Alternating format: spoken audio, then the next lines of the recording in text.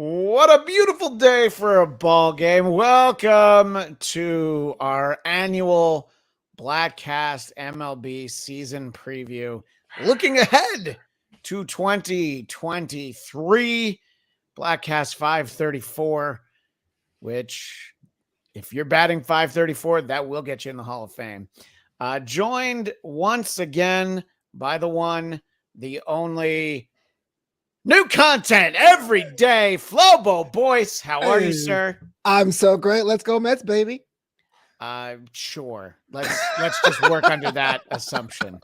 And having some connectivity concerns, but looking great as always, Mr. David Weiss, Salmon himself. Hello, sir. Sup? That reveal was definitely worth it. So, the last time, and we are expected to be joined by some other friends as we go along, but for now, we are the Three Musketeers. We are going to do a brief little recap. Interestingly, all of us on the panel last year, we picked to win the NL East, the Atlanta Braves. And for a long time, that looked like that was not the right pick.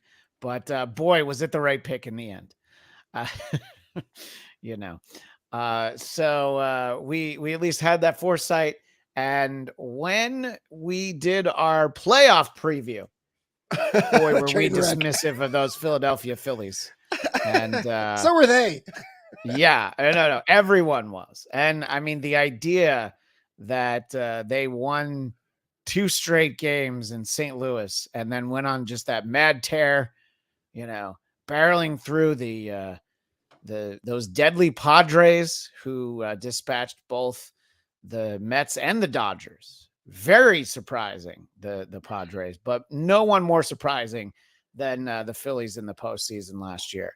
Mr. Weiss, as a former temporary resident of the city of brotherly love, what happened? What did those Phillies do that none of us saw coming? I think they hit pretty well. Schwarber, in that leadoff spot, he just kept clubbing home runs. Yeah, I mean, I think that they pitched, they hit, they did both of the things that the Mets did not do. They really they did it all. Flobo, do you think that that's a fair assessment, sir? I mean, absolutely. I think it's kind of funny because people use the word collapse to describe the Mets' fortunes last year, and trust me, I've seen collapses from. We've seen collapses, but that wasn't it. But I think it's what you call a Pyrrhic victory, right? Atlanta was just so good, there was no way to keep up that pace, and they just looked burnt out as we were when it rolled into the postseason, and the Phillies took advantage. But I will say, last year, I was there for the game where the Phillies were up 7-0 in Arizona and lost that game 13-7. I had no idea they had that firepower. I don't think anybody saw that coming even as recently. No. I think that game was like in August. I remember that series. September. Because, look, when you live on the West Coast and there's West Coast games of teams that you're at least somewhat interested in the outcome, it's very easy to toss on a Phillies D-backs game. And, one where they're getting beaten so suddenly. It's there right now, and we've got, I think, a friend of Flobo's, Pop Princess. Hey, what's up, Pop Princess? What's going on? Yeah, so Flobo already has more friends in the chat than I do, but that is okay. And Chris the teacher sent me a message on Twitter that he likes my jersey. It's counterfeit. All my jerseys are counterfeit. Yeah, this is a set of a Chinese website. I have 3 retro. The other's a Mookie Wilson. This is a Darryl Strawberry, and I think I've got I've got Doc Gooden. They're all. Can you give me a Marte one? All my retro jerseys. You want what? Can you give me a Marte jersey? A Sterling Marte. You want a real one or a counterfeit? A counterfeit one. I can afford a real one. Yeah. I mean, I can get you one like this Santana that has white numbers on the back, which yeah. So I can get ones like this. These are the garments that I have. Anyway, look, ultimately the Phillies story ends where so many good stories end. Texas. I think that the Houston Astros, there's just no stopping them, and just imagine, they're this good when they don't cheat. Just Yeah, which is it's like, disappointing. not to get all political, but Nixon didn't need to break into the DNC. He was gonna just steamroll McGovern. There was somebody who didn't need to do opposition research, who was Richard Milhouse Nixon. So really, the Houston Astros are the Richard Nixon of Major League Baseball. That's my hot take. We'll be right back. Kids love We're back with more hot takes. But I think that it was definitely one of those ones where the just watching the Phillies just tear through the National League. I was never actively rooting for them, but I could usually root against the team they were playing, especially when they beat the Braves. So they made it easy to hate them a little less. I couldn't fall in love with those Phillies, but they are and look, I think Zach Wheeler and Aaron Nola neither of them had been great all year, but they picked the right spot to be good, which we call a reverse Scherzer, because Scherzer picked the one spot to not lay an egg. And he was tired and didn't want to say anything. Yeah, I think that that's exactly what it was. He had that very bad game against the Padres. Yep. The one good game for the Mets really in September, October was the start by Jacob deGrom, who, speaking of good stories ending in Texas, that's where he's going to be this year. And you know what? I hope he wins 12 games for them and stays healthy all year. Good for him getting a payday, but just don't pretend that you're signing with the Texas Rangers because you feel like that's a team that's destined to win. Going anywhere. Wow. Never. The backhanded shade. I No, wish you well. Your team Not backhand. That's forehand. It's very upfront shade. The Texas Rangers, I think, from that moment where they had to get the final out in the 2011 World Series, and then the Benny Hill theme just started playing, and those Cardinals, instead of getting eliminated, just stormed through and beat them. I think that's kind of the end of their story, the Texas Rangers. Maybe they get another shot, but they haven't. They had basically two of those World Series appearances. They're a 500 team. Yeah, maybe. If they're lucky, they're a 500 team. Even with deGrom, they're 500. Yeah. Oh, okay. That's fair.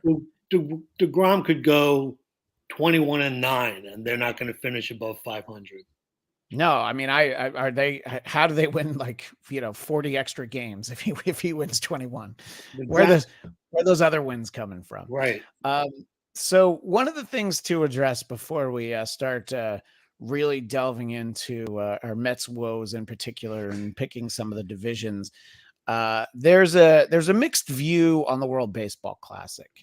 Obviously, Mets fans can feel the pain of Edwin Diaz feeling pain, and you have your star compete in, let's not mince words, a meaningless game, and you lose him for the season, and you had just invested a whole boatload of money in this guy, and the insurance is going to cover 100% of it, but that only matters if you spend it somewhere else.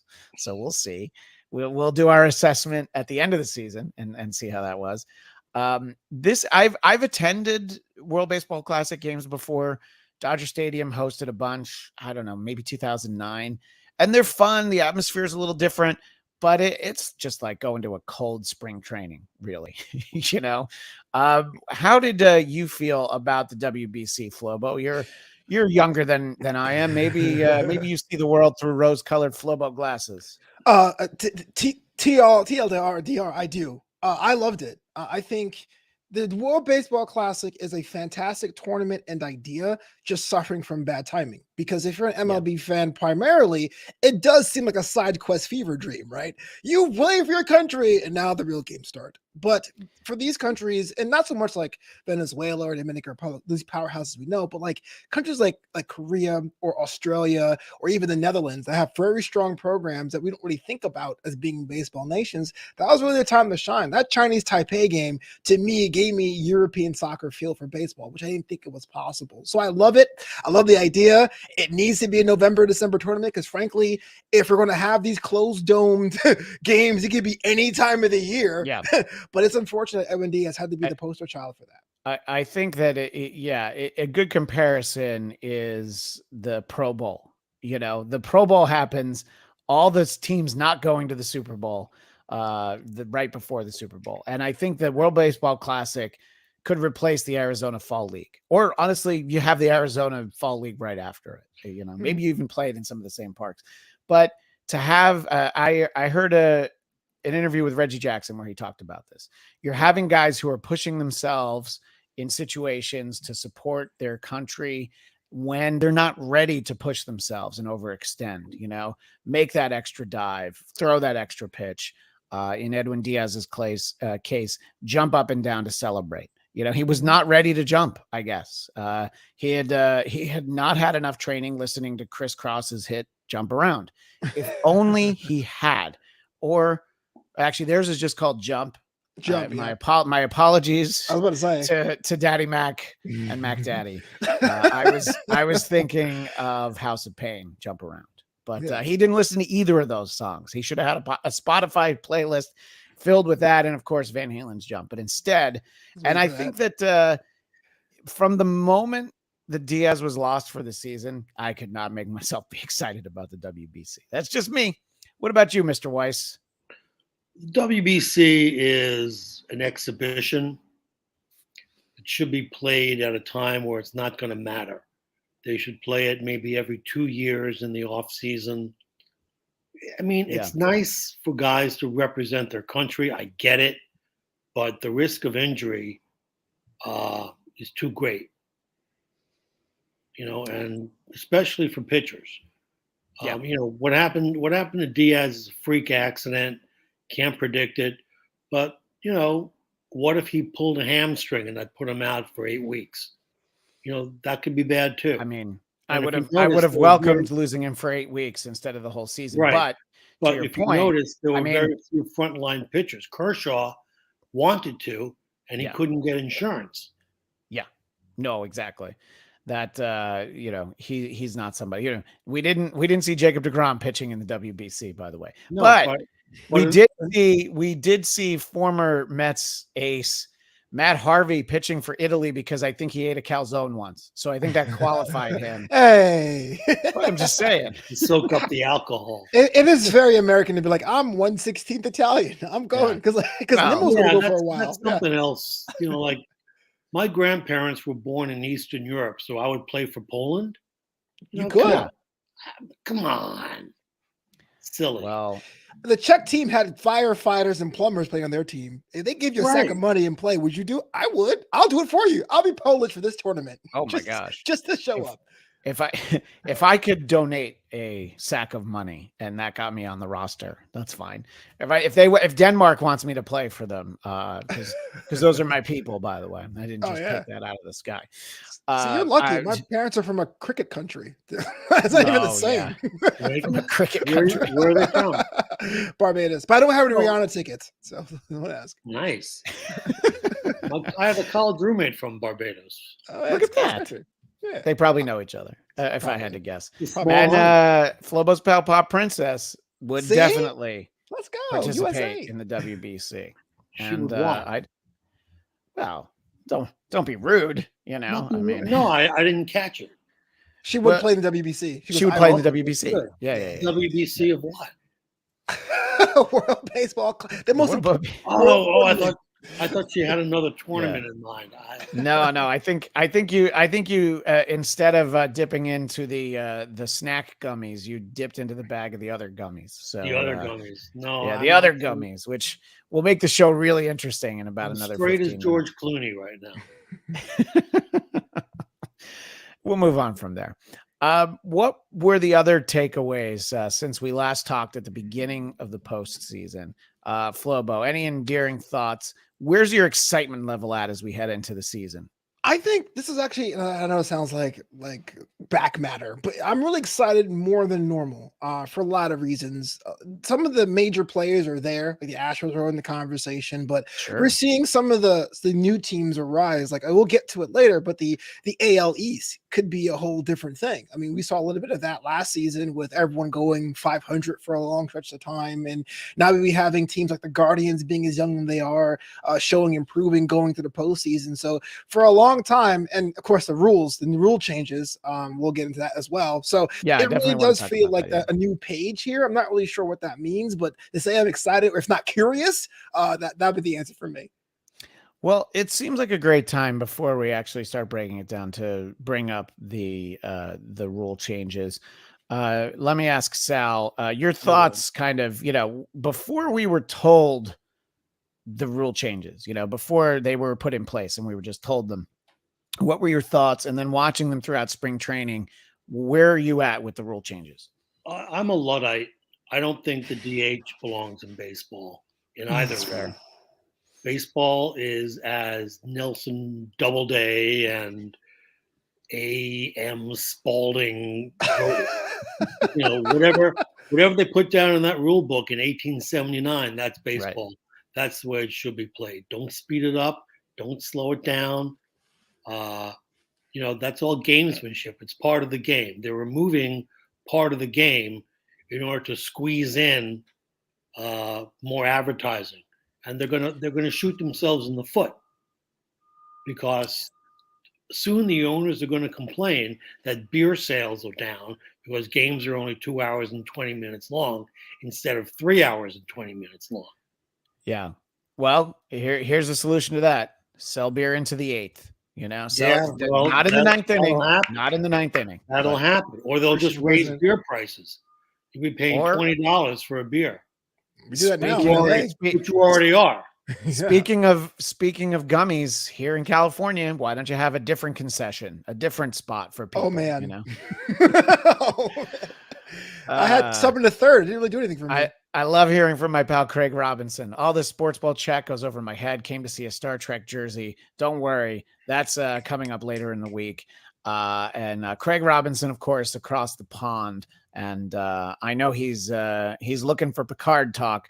I only watched it yesterday, but we'll have that later. And by the way, the three of us are, oddly enough, the three of my stable of people to come on and talk about Star Trek. But not interested in talking about Star Trek is our pal Devin Gordon. Devin, thank you. By the way, you're welcome to talk about Star Trek, but poor guy. No. You don't want that. The Star Trekkies, the Trekkies will come after me very quickly and very. Oh, angry. and they are known to come after people. Author of So Many Ways to Lose: The Amazing True Story of the New York Mets, the best worst team in sports. A book that I loved so much. But your book hurt me in a lot of ways, Devin. But it was pain I'd already experienced. You just kind of came back in. And it's seemingly coordinated that right when Devin gets here, our pal David Brody also shows up. We were talking a little bit about rule changes and things, and then we were about to dive into the season itself. And Devin, I know we have you for a limited amount of time, but we appreciate you taking the time. Let's start with the rule changes from both of you. I'll ask you first, Devin. Well, this is actually good timing because I have an article coming out on Thursday in the New York Times Magazine about umpires and how they are adjusting to this massive titanic change in baseball. We've heard from basically everyone else but them, and they're the ones who have to manage all of it. And the upshot of the piece is how this rule change sort of finishes off a total rewiring the DNA of what it takes to be a successful modern umpire, from the Naked Gun, Frank Drebin era performativeness. See, that's literally how the piece begins, is the scene from Naked Gun, to an almost metronomic, robotic, performative cool. Because you're going to get overruled a couple times a game, and Sure. every pitch you call is going to be logged by StatCast and poured over by umpire scorecards, which is a 300,000 strong Twitter feed that gives report cards after every single home plate umpire's performance. It's a new world out there, and we got new umpires, and the rule changes are only going to make that even more accelerated as these guys, now, like, think about their jobs. They got to watch pitch clocks too, and then get behind the plate and call a pitch, and then watch a pitch clock and watch the batter, and this and this and this. And they are going to become superhuman. We're going to have the Shohei Ohtani of umpires over the next 5 years. The interesting thing is, if there was ever a time to not shine a light onto the fallibility of umpires, it would be right now. And I'm going to assume that at least most of us saw JT Realmuto get kicked out of a game for basically leaving an umpire hanging with a high five. Yeah. He put his glove out waiting for a ball, and he thought that the umpire was going to throw it to the pitcher because he had done that previously. So by putting his glove down, he got kicked out of the game. And it was just like, I think he was a little mad, the ump that kicked out Realmuto. And again, can I propose a rule change for next season? Umpires have 10 seconds to unthrow someone out of a game. I like that. Love that.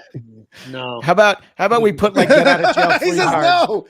no. You get 5 get out of jail free cards throughout the year that the team can use or something, and then you're just like, no, we're back into the game. I love that. Suggest an alternative, the soccer method. You get one warning, and then on the second you're out. Yeah, which some umpires do, by the way. They do give a warning first. But Mr. Brody, David Brody, Brooklyn Hello. boy himself, we appreciate you being here. Sure. Give us your thoughts on the rule changes before we I start do- really wallowing in the Mets talk. Very good. I do like what Dave said. I like in basketball, you get a technical, well, you don't get thrown out until the second technical or third, whatever the rule is. Right. I like that because I feel like it's right. Thank you. I feel like a warning. And look, there may be infractions that you automatically get out. Like in basketball, there's things you do, you're automatically out. Football, there's things you do, you're automatically out. So maybe in baseball, you kick an umpire, you're automatically out. Yes. But if you do down low too slow, and you don't get kicked out. No. So in relation to what Devin said, this is good timing because I have a tweet coming out tomorrow. That I have to write. I'm excited about writing it. It'll be in the New York area, not the New York Times. Geotagged. Yeah. So the liberal New York tweet will be going out. I do like the larger bases. I'm a big fan of that. The commercial with what's his name? Our Mets DH Vogelbach is terrific. If you haven't seen it, find it. It's hilarious that the man his size might be able to steal a base. If maybe the bases were cherry flavored. Oh, very good. Oh, they were ice cream. Yeah. Right, exactly. Just a little cross promotion with Mr. Softy or Carvel. Exactly. Yeah. I do like the pitch clock, although I feel like it should be more visible to the batter. And I know in football, the quarterback can see it behind the play. In baseball, if you put it on the outfield wall, it's a distraction because there's a 100-mile-an-hour pitch coming at you.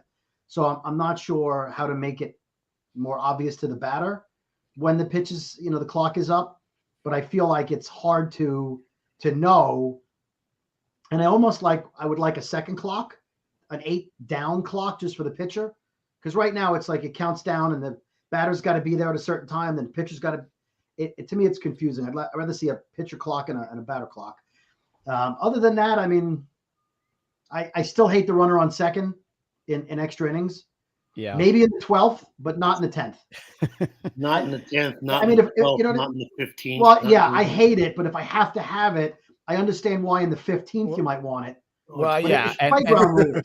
and I do understand. I did appreciate that. They didn't use that rule in the playoffs because, and sort of the putting more weight on more important things. The fact that we had a spring training game and because a batter, I actually forget, I think it was for the Blue Jays, but there's a batter who took too long to get into the box, so it was a strike, and then the game ended. I would hope that when we're into meaningful games, even meaningful games at the end of March. I hope that there's a little bit of leeway on those moments, that we don't have games end that way, but we'll see. And I don't want to give the umpires too much credit. Yeah. Devin, I wanted to talk to you about, we're going to actually dive into the New York Mets, who look, every year they're just begging you to write a second book, because your book came out did it come out in 2020 or 2019? 2020. Mm-hmm. So if you think of the last couple of years, they're like, we've got a lot of stuff for you. You sure you don't want to write another book? Look what we've done. Look what we haven't done. Look what happened to we re-sign our all-star closer, one of our most popular players.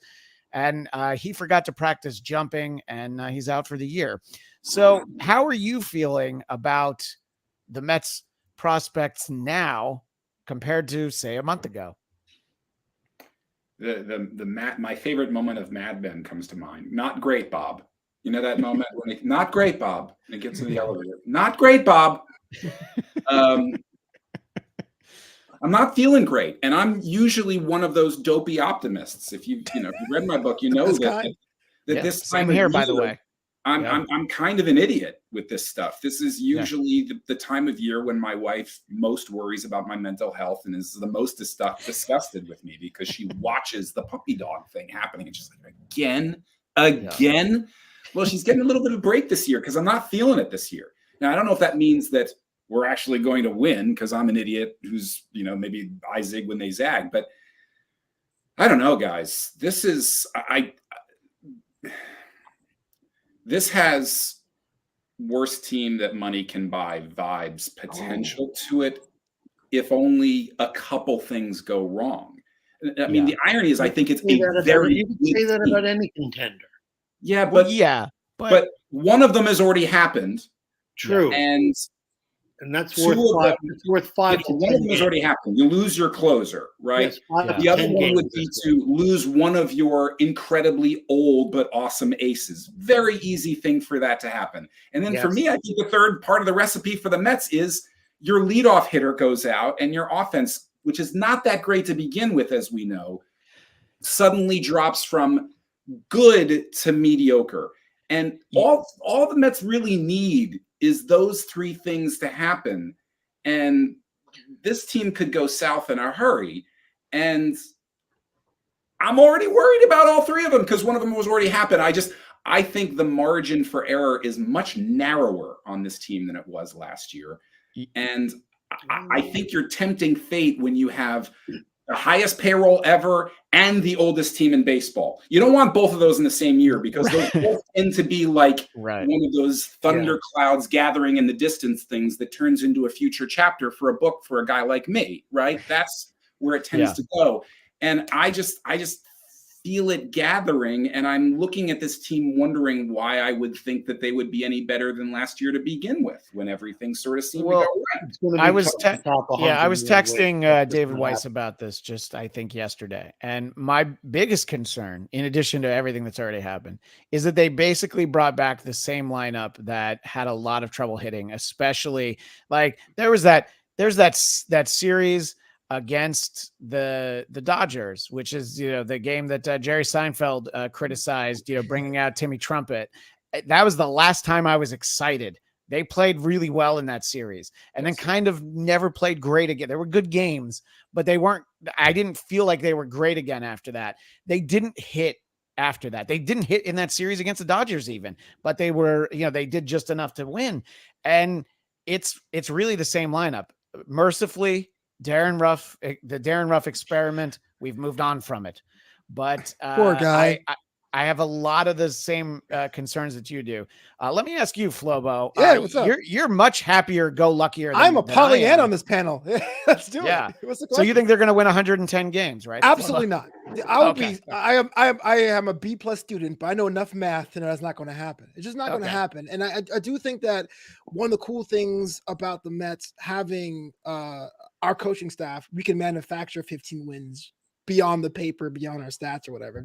Buck is just so smart. I don't think we win 101 games. I don't even think we win 99 games. I think we're in the low 90s range, plus or minus 92 for me. But as we saw last season with the Phillies, it's not necessarily a bad thing. But to Devin's point, I really feel it's going to be like that August Yankee fans had last season, where it was like, what is going on with this quote unquote high caliber team? It's going to be scary. It's going to be rough. But I do think there was a smart move. Maybe we can talk about that now, holding back some of the prospects for reinforcements later on to help bolster that, because we are an aging squad. But yes, rose colored glasses, man. Let's go Mets. Woo. I wish I could feel the way you do. By the way, our entire panel last year, we said this at the beginning, but you weren't all here. We all picked the Braves to win the NL East last year, and for a long time it looked like we were wrong, but we were right. We were absolutely right. And spoiler alert, I feel the same way this year. David Brody, your thoughts? Start with where Flobo ended, holding back Batty and Alvarez, and then go from there. Your thoughts? Well, I think the weakest positions in the Mets lineup, I think they improved at catcher. I think Narvaez is certainly an upgrade from McCann. Who wouldn't be? Yeah. Your weak spots to me, depending on what Escobar does at third, I'm not going to count him yet because maybe he continues what he did last year. I think Mark Canha is a fourth outfielder. He's a solid guy, solid defender, 16 home runs and like 50 RBIs is not your starting left fielder. I'm sorry. And so I think if you look at left field and maybe third, even in a platoon situation, you've got Brett Beatty as a third baseman in the wings. You've got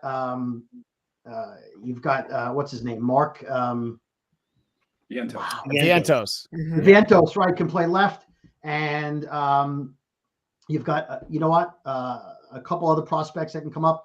Wow, I'm drawing a blank here. The switch hitting outfielder, shortstop, tall kid. Ronnie Mauricio. Yeah, he looked fantastic. So I like that they held on to their talent.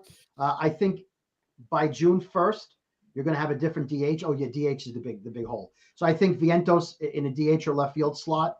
I think Mauricio will be up by the summer, and so I like having reinforcements. So yeah, as a lineup, you've made one improvement, which is your catching position, which is a slight upgrade. I don't like the DH spot. I think that needs to be a bopper. And Vogelback is a nice guy off the bench. He's not a starting guy to play against every right-hander. If he was right-handed, then you're not facing a lot of lefties. I'm okay with that. The fact that he's left-handed and he's your guy starting 75% of the games, that's a huge problem for me. So yeah, I think not having McCann, not having Darren Ruff in the lineup, those are some less automatic outs, but there are going to be a lot of outs.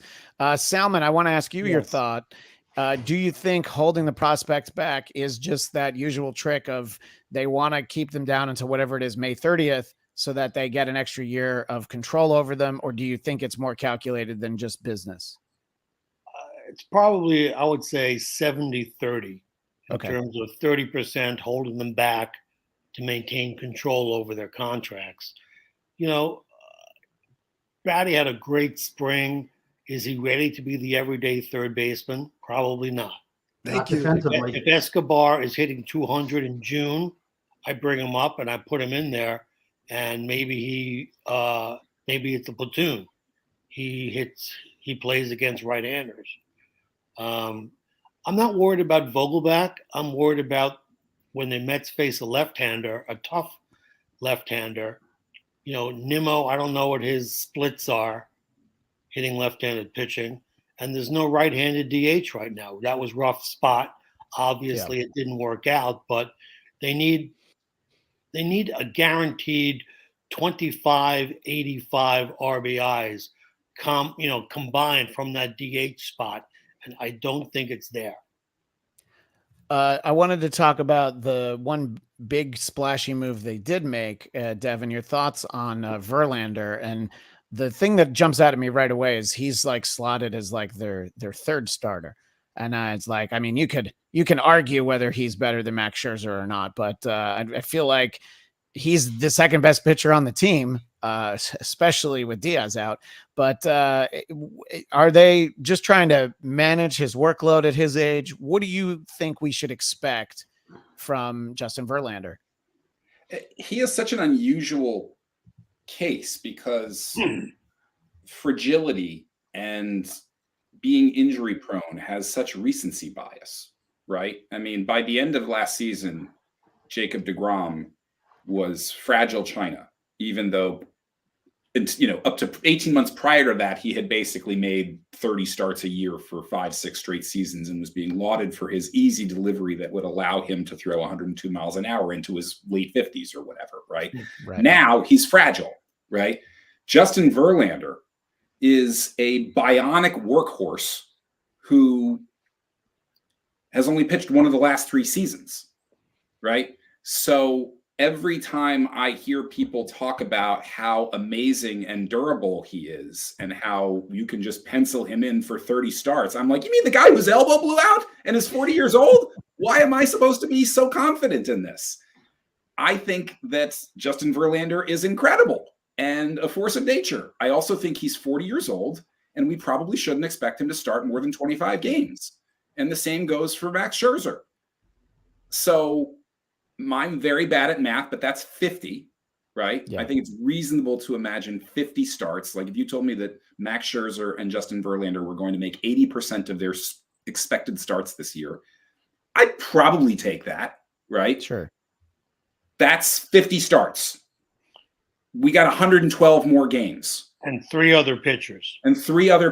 One of whom is Kodai Senga, who I adore, and I'm already so much more happy to watch him than knucklehead Chris Bassett, who is my least favorite Met of this decade so far. Hot takes. I mean, just a surly, pain in the ass, head shaking. Enjoy the pitch clock wherever you are, buddy. Toronto, yeah. Kodai Senga. That's, he's the next guy in line, and then it's Cookie and David Peterson because Tyler or McGill can't throw the ball over the plate anymore. Right. That's what we're looking at for 112 starts. So as excited as I am for Verlander, and I assume Verlander will continue to be Verlander, he better be, or again, we're getting into disaster scenario. Like if he doesn't start 25 games, we're fucked. Can I say fucked on the Bladtcast? Well, you've said it twice, but absolutely, you can say it. But even if you couldn't, you'd already gone in that way. But this is a very fuck friendly zone. Yeah, the Bladtcast. We give a fuck. Devin, before we let you go, and then the rest of us will kind of go through this. What do you think? Best case scenario. Yeah. For the Mets, we can talk about what would happen come postseason, but how many wins do you feel like is a realistic expectation? Flobo, you said about 92. It was the number you threw out there, right? Mm-hmm. Do you feel like he's being a little bit too happy, a little bit too lucky? Like here's where I argue against everything I just said, right? They're a really good team with a lot of really good players and a lot of money and a deep bullpen. And look, if they're in this position come June, like last year or July, where it's clear we need something, I don't think we're going to sit tight on all those assets one more year. It's going to be time to flip something. So there's that. There's also I think the biggest factor is to circle back to where we started, which is the rules changes, right? Mm-hmm. Buck is a genius. If he gives this team an advantage, if the veteranness gives this team an advantage in the brain power, winning games, the things that I actually do think the Mets should in theory have as an advantage over a team like Atlanta, which is dong ball, right? That's what they play. They play dong ball, right? We should the rules should theoretically tilt something toward the Mets in that matchup. Maybe. Well, we saw enough times last year where Buck was the one person in the entire ballpark who knew the rule book better than anyone else. There were times he had to explain to umpires. There was it was Dave Roberts trying to bring in a position player too early or something like that. Right. And he had to be like, no, I'm actually right. And it turns out he is. So yeah, I think you're right. The replay team, anybody who watched enough Mets games last year, definitely were an advantage, and I think that's in the Buck column. So yeah, I think that there are going to be a few wins that they should not have that they get because of the coaching staff. I agree with that sentiment. Do you see them? There's more wild cards now. So do you feel comfortable saying like, well, I would expect to see them in October? or is that maybe a Yes. bridge too far? I do actually. I mean, I know I started off on a negative foot and been predicting disaster. I do think that the most likely scenario, fortunately or unfortunately, is kind of a repeat of last year. Like I think one thing we didn't address is the way that the balanced schedule. Okay, well, that's a good year to start the balanced schedule for the Mets. I mean, it's good that we don't have to play the Braves and the Phillies as much as we did last year, and even the Marlins, who I think are going to be tough. Right? That's a good year for that to happen. That could help the Mets with the wild card. Like something like that could make a difference. 2 or 3 games in the wild card that we have an easier schedule than we would have otherwise had.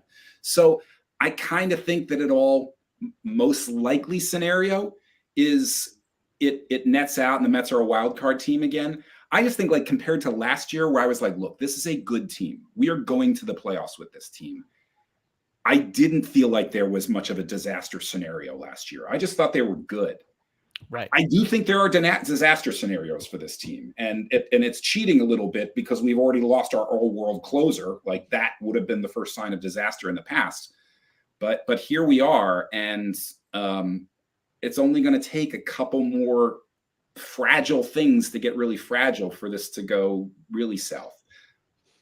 But I think we're going to win 92 or 93 games and get knocked out by somebody we shouldn't get knocked out by. Yeah, last year was the Padres. Who knows? This year it could be the Rockies. It could really be any number of different teams. And the final thing I'll ask you before we let you go is we were very dismissive in our playoff preview of the Philadelphia Phillies. And we talked a little bit about this when the three of us started.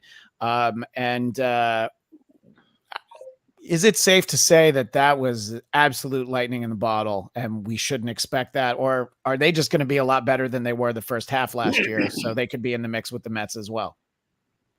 No, they're still bad at baseball. The fundamentals. Bad fundies. They're still bad fundies. Except for Keith wasn't wrong. Yeah. They're bad fundies. Trey Turner's a great player. I think the rules are going to slightly tilt it in their direction. It's not like the stats look at them any different. All the metrics seem to think that they're still like an 86, 87 win team, right? Yeah. They weren't wrong last year. And I know I said that was my last question, but is there a team that you've seen enough throughout spring training and you have a feel for moves they made? Is there a team you're like, this is a team I think will be very good throughout the season and has a potential to go deep in the playoffs? Or are you just hoping that team is the Mets? No, I feel very strongly that team is the Atlanta Braves. Yeah. I don't want to feel that way. I hate feeling that way. Happy about that, but I feel very strongly that team is the Atlanta Braves. Yeah, they're basically the same team, but they've actually gotten a little bit better. Yep. And we should copy them. They're good. I think the Mets only play them 9 times this year, and I'm like, that is more than welcome to see that change. Well, the book, So Many Ways to Lose. Guys. The amazing true story of the New York Mets, the best worst team in sports, with our friend Mr. Met there. I love it. Thank you guys. Hold on. How'd you get Mr. Met to be so sad? Was that a stock photo, or did you hire it? It is a stock photo. They found it as part of an actual shoot that Mr. Met did. That's hilarious. He's like that at least 100 times a season. Yeah, I know. It was a candid, but it's not hard to catch him like that. Right. That's like we shot that after Bobby Ojeda clipped off the top of his finger with hedge clippers. Well, Devin Gordon also on social media. It's at Devin Gordon X. Is that correct? Yeah. And we always appreciate, and I hope we have occasion to speak in October, because if we don't, then the worst case scenario will happen. We'll have an occasion. The question is what the occasion will be. Yeah. It'll whether it'll be a what happened or what to look forward to. Well, thank you as always, Devin. We really appreciate it. And hopefully, we'll talk to you at the end of the season. Hopefully we have a good conversation then. All right. Take it easy, guys. All right. Thanks so much again to our pal, Devin Gordon. All right. So we are going to move on from the Mets in a moment, but I want to give everybody final thoughts a chance. There's a lot of stuff that got thrown out there. Mr. Brody, what else do you think needs to be said about these New York Mets? I want to talk about the closing situation. Look, I'm very upset about Edwin. I'm a big fan of the trumpets and the energy in the 9th inning and the way the stadium, and I think, David, you may have alluded to it. I'm not sure, you were talked over, so I'm not sure where you're going with it. But a great closer versus a pretty good closer, let's say that's a five, 6 blown games difference. Of the blown saves, you win at least half of them. So if the offense can go into the ninth up 5-1 instead of 2-1, then he's not as important. So as much as I love him, you only pitch 50, 60 games. You only impact so many games. There's only so many innings. And so I feel like Robertson and the rest of the bullpen, Ottavino, might be able to pitch 70% as well, 65% as well. How many wins that translates to? You blow the save, you come back and win anyway. So I'm hoping an offense can carry them, and maybe the pitching staff, maybe instead of 2-1, we go into nothing. I'm exaggerating, but I feel like they can overcome that loss. They can't overcome Alonso. They can't overcome Lindor. But I feel like a closer, you've got secondary closers and third, right? You have like 4 or 5 guys. You don't have that with a lineup. You don't have 4 shortstops. No. You don't have 3 guys who can play shortstop if Lindor goes down. So I feel like of the positions, if I had to lose a superstar, I'd rather lose him than a starter in the lineup or a starter in the rotation. And I think it's a great point. And remember how little he pitched in September, really after the All-Star. They used him very little. I think that they babied him a little too much. And he didn't factor into a lot of games that they ended up winning. I do agree with that. I think that what they should not do is, the idea of cashing in some prospects for major league talent. I do not think they should do that just to get his brother, who is actually not that great of a closer. Agreed. I think they have better options. Yeah. Than, It's like, why do we need Joe Negro? Right. That's great. And you know what? Timmy Trumpet doesn't play live. He's clearly trumpet syncing. So I can do without the live performances. So Wow. Yeah. Right. Exactly. He's really just doing this. He's the Vince Neil of trumpet players. Any final thoughts on the New York Mets, Flobo? We're gonna tear through our picks after this, but Flobo, anything else that you feel needs to be said? Hot take: I would have kept Walker over Cookie, but that's just me. But that's about it. Okay, that's a fair point. Cookie signed though, so I mean, he had the extra year, right? He had the extra year, yeah. But I did not see Carrasco coming back at all. Like I thought they would have DFA'd him after how he was so inconsistent, but hey, you know what? Small grapes. No, I liked Walker. I agree. Mm-hmm. And Mr. Weiss. Yes. Final Mets thoughts at this stage of the game. Darren Ruff. 93 wins is my final Mets thought. Yeah. I think that if they get a right-handed DH, that really helps for the playoffs, but they should have enough. They're probably going to have to add a reliever, somebody with a big arm who can strike people out. And that hopefully, but I would not trade a prospect in the middle of the season for that, because those guys are all future starters. And, unless Josh Hader was available, which he won't be, I don't think they make that deal. Yeah, no, and I do again feel like the prevailing opinion that the Braves will win the division, probably a little bit more handsomely this year. They really feasted on bad opponents last year, and I think they will see more of those. I do think that the Phillies will finish third, but I do agree that they got hot at exactly the right time. And it was like, really, if they had gotten hot one day later, I think they wouldn't have made the playoffs. The Phillies, they edged out the Brewers barely. But speaking of the, somebody, I sneezed myself out of frame. Somebody didn't remember that there's a cough button, but that's okay. This cough button isn't just for coughs.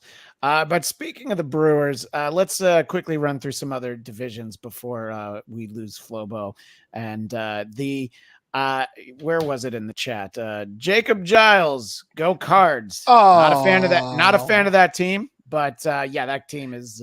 He gets mad. I told him the Cardinals are the cure for insomnia. He's like, they just play boring ball. But they will coast to that division. The Brewers just really imploded in a way last year that they didn't make the kind of improvements where you can expect more out of them. But by the way, does anybody feel like anyone other than the Braves is going to win the NL East? I felt like I think the we're all Mets there. are gonna win. You feeling the Mets are going to win with their 93 wins? I think yes, I really do. I think that the Braves are going to miss Dansby Swanson. Mhm. I think that their pitching will probably take a step backwards. Yeah. Who's their closer? Exactly. Well, not having Kenley Jansen is basically Well, but I thought he had an okay year. I don't have the numbers in front of me. Yeah. But he's better. No, than, when it's just he's that better when than he not having a when closer. he blew a game, he blew it spectacularly. But yeah, Yes, I mean, he I think blows he up had big. like 35 saves, I think. Yeah. So yeah, if I'm just guessing. But what do you think, Mr. Brody, about the NL Central, the most boring division in sports, according to Flobo? I think the Cardinals shouldn't have to play this year. Just give them a pass. They're going to win the division. I mean, the team's loaded. The lineup's loaded. I just, and the Cubs didn't do much except sign a lot of old players. Yeah. The rest of the division, Pittsburgh will be scrappy is one term I heard from somebody talking about. Like they'll have a scrappy year. Well, scrappy is losers. Yeah, scrappy is like no talent, but he runs hard into the catcher. Yeah. Right. So I feel like they'll be scrappy, but Cincinnati is Terrible. shot. The Cubs are shot, and so the Brewers I think have enough pitching to keep them in it, but it's the Cardinals. With that lineup, Arenado and Goldschmidt's enough. So anything else they have on the team to me is at least to win that Central Division. They should probably give them the AL Central as well. They're gonna win by just cross over. The entire region is now locked off. Give them the whole in both Central divisions. Yeah. Just lock them down for that. I think that the surprising thing last season was I had kind of felt like the Dodgers ended up on autopilot last year, and yes, they won 110 games, and it is actually not to diminish those wins, but you just felt like the fire maybe wasn't there. Weak division. It's a weak division, but I mean, the Padres should not have been able to do the Padres beating the Mets, while personally very upsetting, wasn't a shock the way the Padres played in September, but the way that they manhandled the Dodgers, that was a shock. I do think that the Padres adding all of that talent and spending all of that money, still not going to be better than the Dodgers though. But I welcome anyone of us who feels differently, but I feel like your NL West winner again by far is the Dodgers. Does anyone feel differently? Flobo? I'm with you, but I don't think it's going to be a runaway. The Dodgers are like that fancy hotel that just got old.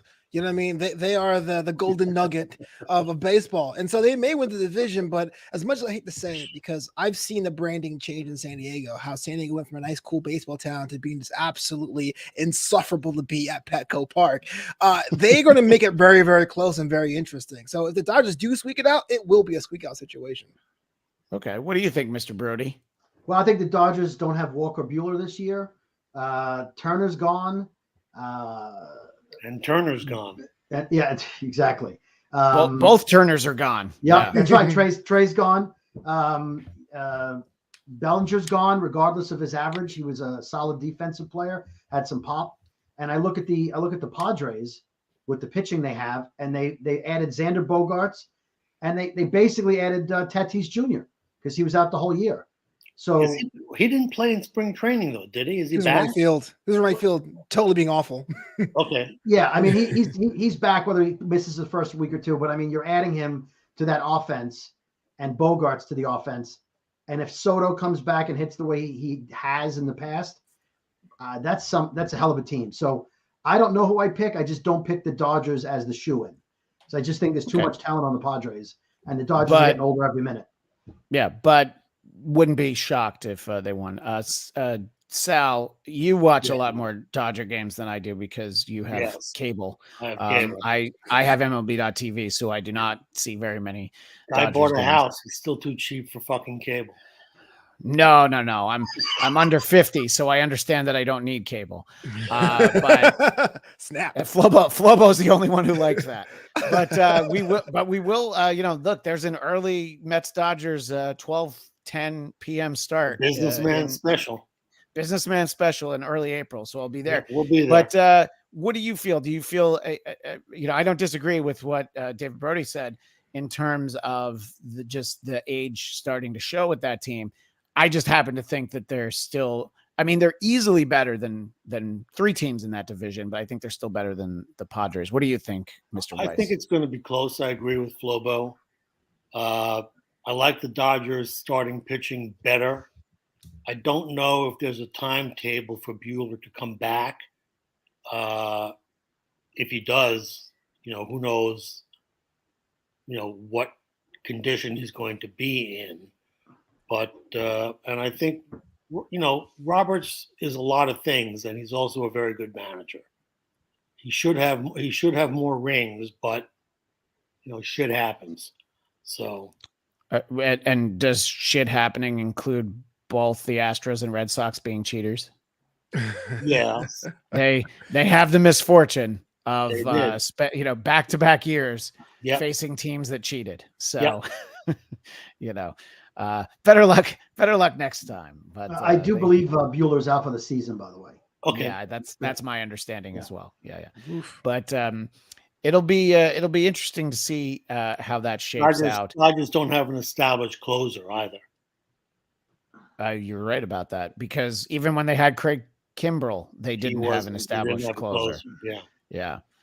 Which I believe he's not closing for Philly, Craig Kimbrell. He's just there taking up a spot, But yeah, and I can see the playoffs playing out very similarly to last year in terms of the teams who make it. Because what did we get last year?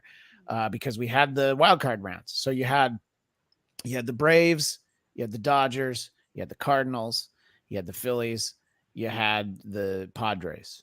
I kind of expect all those teams to make it, and the Mets, obviously. I expect all those teams to make it in some order, in some way, shape, or form. I think those will be the same teams that we see in October. I would be surprised if there's nobody that I look at that I'm like, this is a year that the Brewers are going to put it together, or the D-backs, with their young talent. But yeah, I know they have a swimming pool in the outfield. Flobo, you saw it. You didn't jump in. You didn't jump in though. I was in the tour. It was covered. I went to the tour in the morning. I would wanted to, but yeah, exactly. So I don't know, but before we move on to the AL, is there a team that anybody got any inklings during spring training? Same question I asked Devin before we said goodbye to him. Are there any other teams that we're not giving enough credit to? I don't think so. I think the Marlins. I think the Marlins are not going to be a patsy team this year.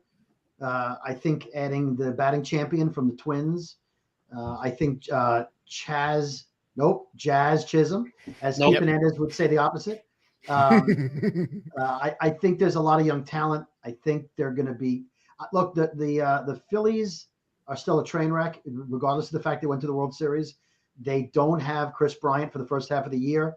They lost Rhys Hopkins for the whole year. And so I feel like they may take a step back but just to interject, Bryce Harper maybe comes back in June. Right. They've lost him for a little while. So I feel like the Marlins may be gaining on the Phillies, and the Phillies may be dropping a little bit. So I just feel like the Phillies aren't I think the Nationals are still a patsy, but I think the Marlins maybe win 73, 74, 75 games. That's under 500. Well, yeah. Oh, yeah. I think they'll be under 500. I just think they won't be like a 62 win, 65 win. No, that's Nationals. 62. The Nationals could easily lose 130 games. Easily. Wow. Well, they could lose. No, easily they could lose 200 games. I don't know how they would figure out how to do it, but some of the losses will be so bad that it'll be like soccer or hockey, where it's in terms of points that are lost. So are they worse than the A's in your eyes? No, I said they could be one. They have the chance for that. The A's. Look, I think that the A's are smart enough for their home games that, we saw the way that they played the Mets, and they also played the Braves relatively well at home.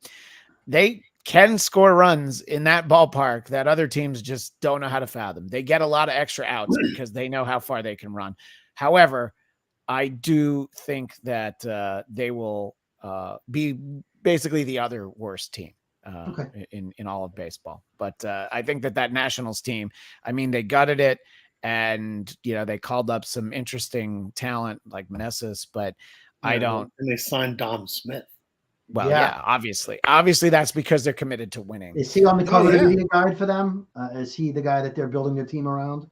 Marketing wise, Dom Smith. If the Nationals are smart, they put the president's race on the cover of the media guide, and one of those guys got assassinated. So to still be like, no, you know what, Abe Lincoln's going to have a really good year. Oh, you mean I'm sorry, I thought you meant the actual people running for president.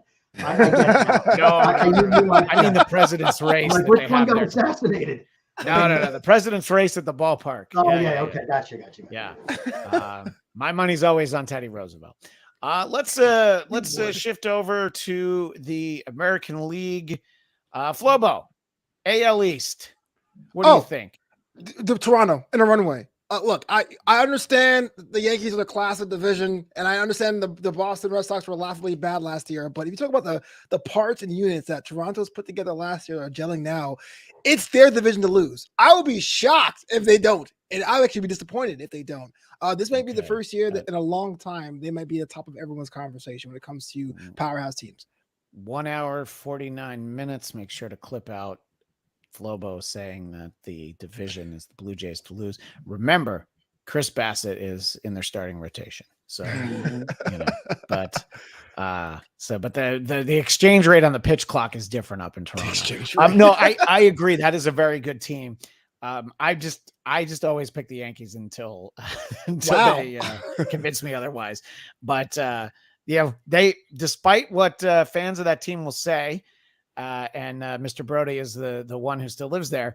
There is no ace on that staff. Garrett Cole is not a frontline pitcher, but they put him in situations to be. You want to talk about cheating? There's a guy whose ERA ballooned when he had to, pitch a little bit more honestly. What do you, as someone who lives in the Northeast, David? What do you think about the AL East specifically? Well, New Jersey, but here's what I'll say. Well, adding Carlos. Yeah. Tell us about the season the Newark Bears are going to have. I think adding Carlos Rodon, I forget how he announced officially, but Carlos, I think is a huge addition to the team. However, the rest of their starting rotation is injured.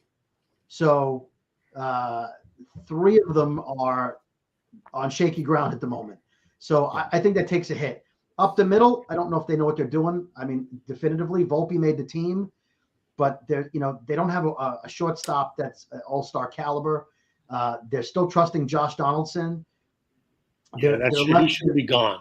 Yeah, their left fielder is average at best, and there's no way Aaron Judge repeats, right? So if you look at the lineup, has to take a hit.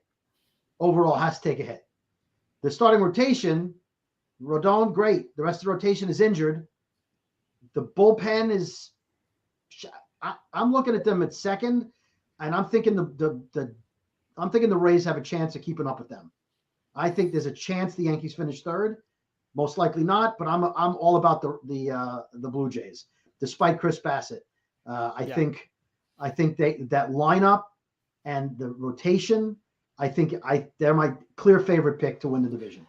Yeah, I think that, after, I don't know, let's say another decade, I think we might look at Vlad Jr.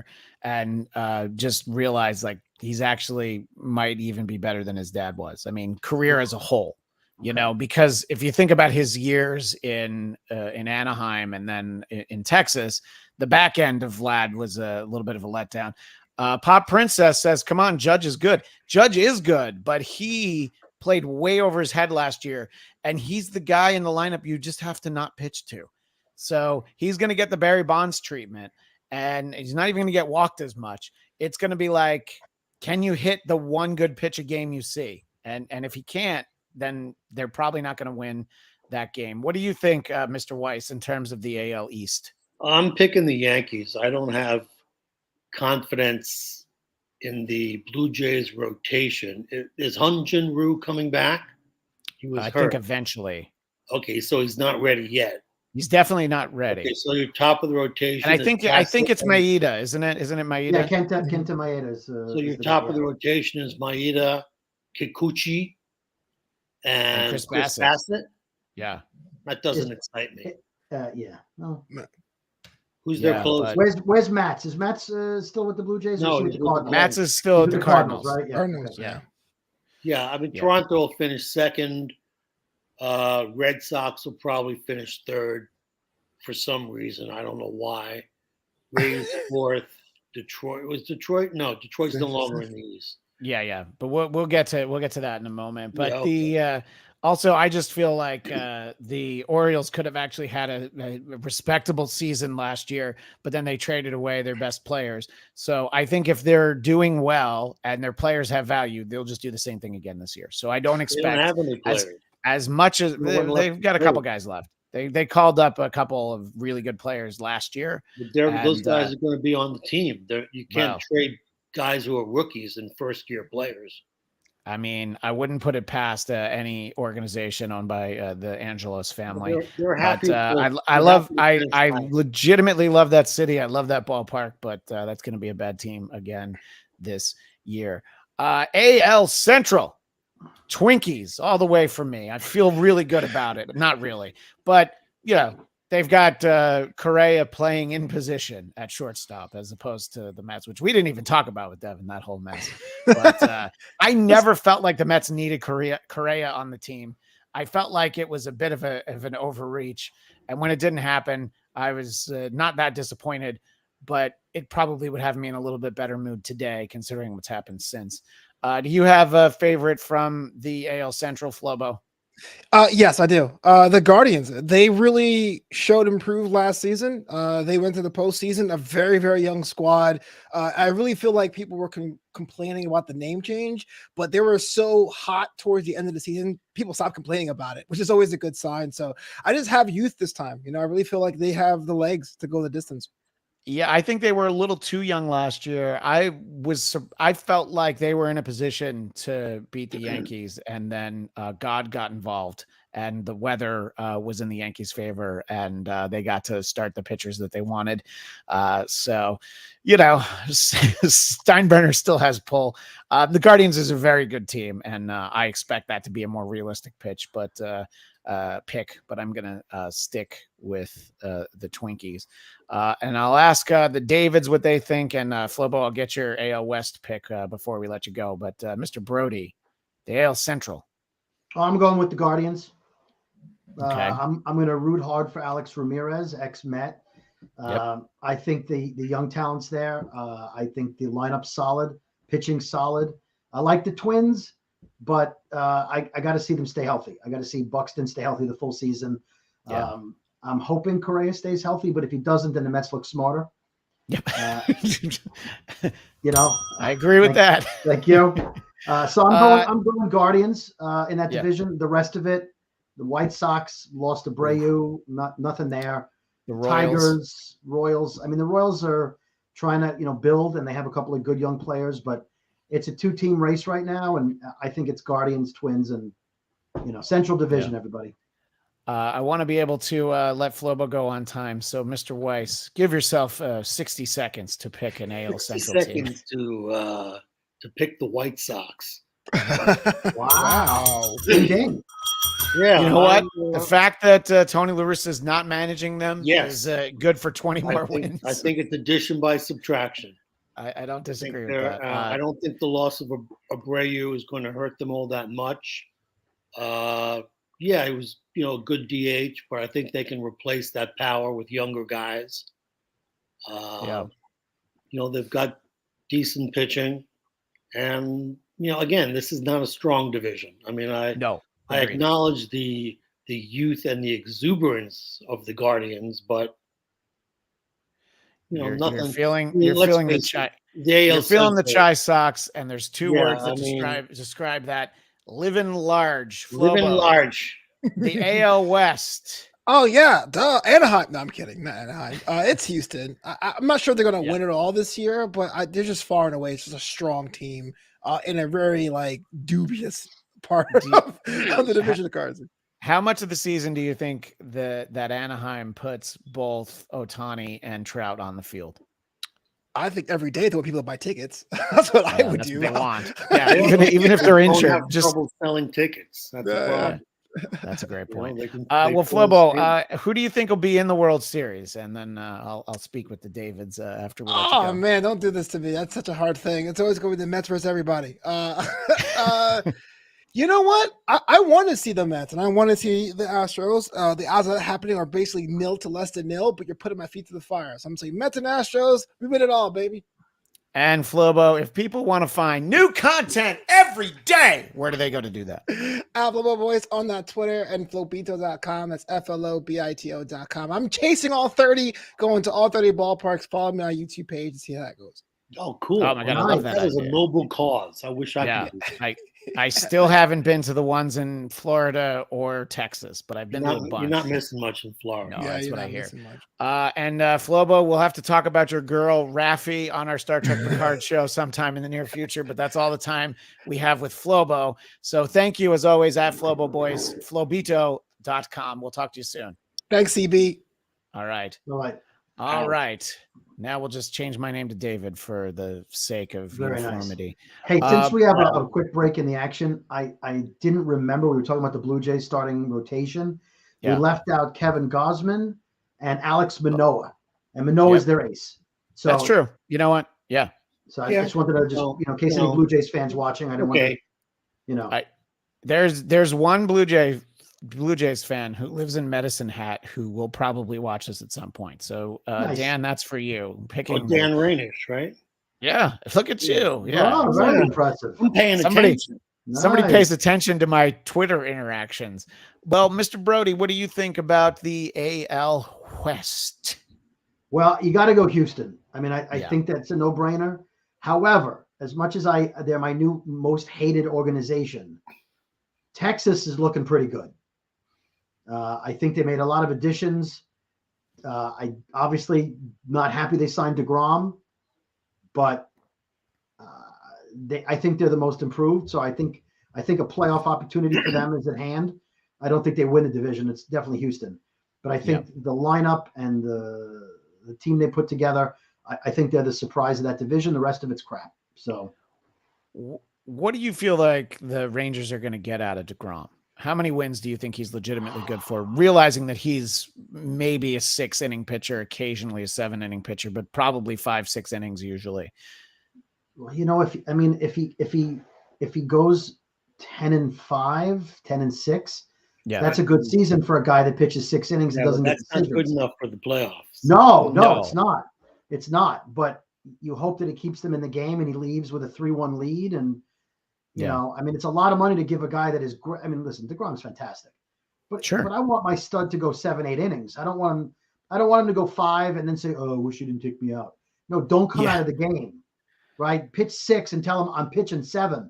But he was never upset about coming out. He was fine with it. You try taking Scherzer out of the game, he'll kick you in the teeth. So I think DeGrom is the best pitcher in baseball when he's on the mound, but he's not on the mound. And look, this could be the year he pitches 180 innings. You know, for him, that would be fantastic. I can't rely on that. I just think the rest of the team's pretty good. And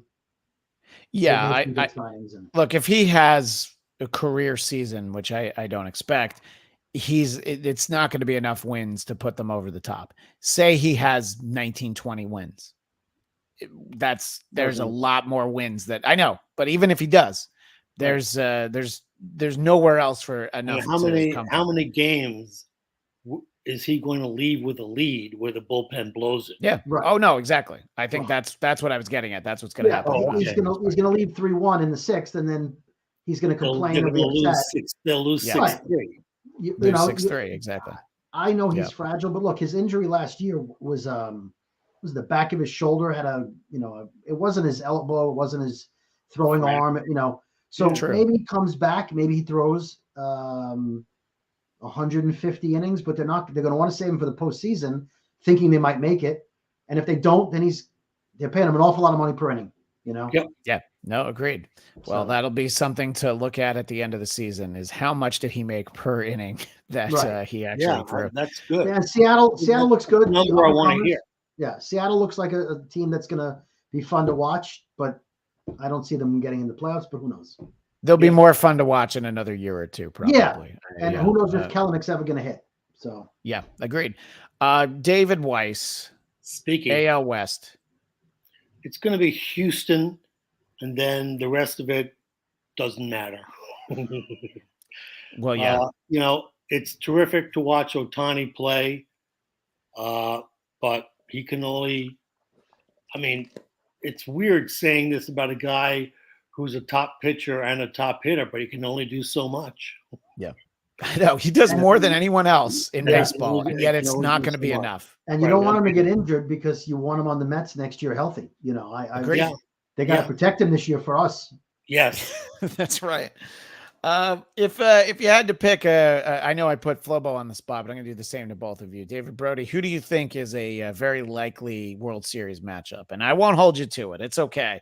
We just pick it for fun, and then we see when it comes time for the actual postseason where we were at. Well, I think if I remember correctly, last year I said Astros Mets, and I said I thought the Braves were close. Yeah. I'm gonna say this. Oh boy, I'm gonna say Astros Braves, but possibly Astros Mets because I'm a fan and I feel like I don't know what's going to happen with the young guys or the trade deadline. So, right, but Astros for sure, Braves and then Mets if I can get away with that. We'll allow it. I think Okay. it's all right. And David Weiss, Yeah. World Series teams. I know. I was just trying to be funny. I know. And I failed miserably. Trying. I like the Cardinals and I like the Astros. Cardinals, Astros. Yeah, I think it's time for the Cardinals to make a showing in the postseason. Look before at your Arenado flyover country World Series. I like That's it. right. Flyover. I think last year I'm fairly sure I picked Astros Dodgers, and I'm gonna pick it again because of the reason more than anything else. I'm picking the Braves to win the division. I got to stop myself there. I can't pick them to win the league. So Astros Dodgers in the World Series, and the Dodgers redeem themselves again for having lost to the Astros in 2017. But this is why we have the conversations, because it's fun. We'll see what happens. Opening day is Thursday, and one of the Davids will be at my house that afternoon to watch the Mets. It's the one who lives locally. Not that you're not invited, David Brody. Appreciate that. Thank you. Yeah. It's a long commute. Can we make a prediction on who's going to be the Padres and Phillies type teams this year? We picked who we think is going to win the World Series, but in case they don't, who's the shocking team that does? Because on paper it looks like who we think, but I don't think it would be shocking though. But I would say that the Padres might have that little extra oomph that they didn't quite have last year. I mean, they ran into the Phillies at a time where they just weren't going to be stopped. But I think that the Padres is the team that could surprise you. I don't think that they could surprise you and win the National League, but I don't know. They came close enough last year that it wouldn't surprise me. I think that they ought to have a better season because look, we talked about the Mets not playing the Braves so much. The Padres not playing the Dodgers so many times, it's going to help. I know that they beat them in the playoffs, but they did not do well against them in the regular season last year. No, they did. That's off their schedule. And that new rule, we didn't discuss that as a new rule. The schedule, hate it. Yeah, me too. Hate it. I don't need to see the Twins. I hate every new rule that they've done. And I mentioned that earlier in the podcast, and I stand by it. Yeah. Wait, David Brody, did you pick one of those surprise teams? Well, I think the Padres on the National League side. Yeah, I do like the Cardinals though, Dave. I'm going to go with the Padres again, and I think in the American League, since I picked the Astros, I still think the Blue Jays could be a surprise team. Yeah, I would love to see the Blue Jays in the World Series. I think that it's a good team, and I hope they wear the baby blues. I love the throwback. I think, and hey, if we got Blue Jays Cardinals in the World Series, we could have alternating baby blues. Yes, or the Phillies, either one. Yeah, that's true. Phillies too. Absolutely. The Royals won't make it, but the Phillies have a chance. The Cardinals and the Blue Jays with the blue is fantastic. And let's have the Mets with the old racing stripes on the side. Nice. Yeah, with your but 1987 road jersey. exactly. This is my 87 Doc Gooden. I mean, sorry, it's Dow Strawberry. David Weiss. Yes. Anybody you think could surprise us I before think we the wind Blue this? Jays. I mean, I know I didn't pick them to win the division, but they've got a hell of a young hitting lineup, and who knows about that pitching staff. One prediction I want to make is that the new bases will not make any difference in the amount of stolen bases. We'll see. I think that's a great point. I don't think it'll make a difference. Stolen bases still analytically, they're a losing proposition. Yeah. And 3 more, let's face it, we all know that 3 inches is not a lot. Yeah, right, exactly. I want to bring in a tweet that we got from Larry P, who I communicated a lot with during the playoffs. You can see from his avatar, it's a photo of him with the Philly Fanatic. And he says, sorry, I couldn't tune in live to crow about your NL champion Phillies because I live on the East Coast and have a job. I'll catch the replay soon. We were very dismissive of his Phillies. And I wrote to him a bunch of times during the playoffs. And I was like, we were wrong. There were a lot of times where they looked really good. Did they win? Especially when they were beating up on the Braves. It was very hard to not hate them. They didn't win. Nobody remembers. Moving on. Yeah. I remember that we were wrong. That's what I remember. In any case, David Brody, where can people find you and your wares, as it were? Well, you can find me here on social media on Twitter and Instagram at David Brody. I am building out a website, which hopefully in a couple of weeks will be up, davidbrodycomedy.com. It's not up yet, but it's in the works. That'll have examples of all the stuff I've written and produced and all of that good stuff. And the Brooklyn Boys podcast, which is the logo in Mets colors right behind me, that is available on all of your major podcasting platforms.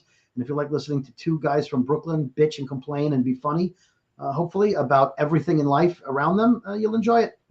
I think so. When is your first scheduled trip to Citi Field?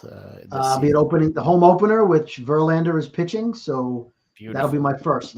Great day. Great day. I'll follow up closer to it, but I'll be out there at the end of June, and I believe I'll be making a game against the Brewers. That's just the way it sorts out. But David Weiss and I will, of course, as we mentioned earlier, we will see them play the Dodgers here in town it's a business person special, I believe. Right. Businessmen and businesswomen. Yeah. The business person special. Business person special. Right. Yeah. So excited for that, and to have the Mets play the Dodgers early in the season in April is so much more preferable because it's usually late in the season and it's usually brutal. And we're talking 30. We're talking a 30-degree temperature difference between April and August. Oh no, I mean that the team will at least still be competitive. That's all. Oh, okay. And we're going to a noon game. It's not going to be cold, so don't you worry. It'll be in the 70s. It'll be fine. Yeah, it'll be beautiful. Yeah. So everyone can watch us on TV, and you can always find me on Twitter and Instagram at ChristianDMZ. And please subscribe to the Bladtcast YouTube channel, BLADTCAST. You'll find our Star Trek Picard after show, which Mr. Weiss has popped in a few times. And of course, some of the other shows that we do on there, Marvel, the various versions of the Bladtcast, including our 10-year anniversary episodes, which include 80 fun-filled minutes with the great Dana Carvey, and just a number of other fun shows that we've been doing throughout the year, celebrating 10 years of the Bladtcast. And David Weiss, apart from occasionally showing up on Bladtcast Network shows, where can people find you?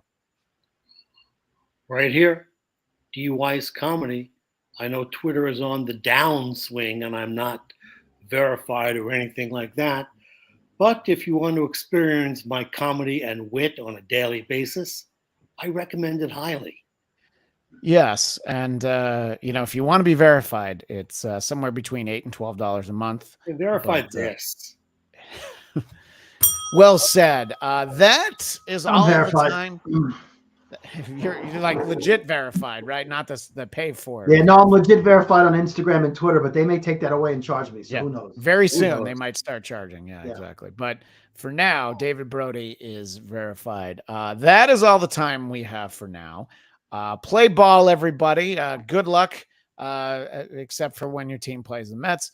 But other than that, I hope everybody has a fun season. We'll reconvene in October.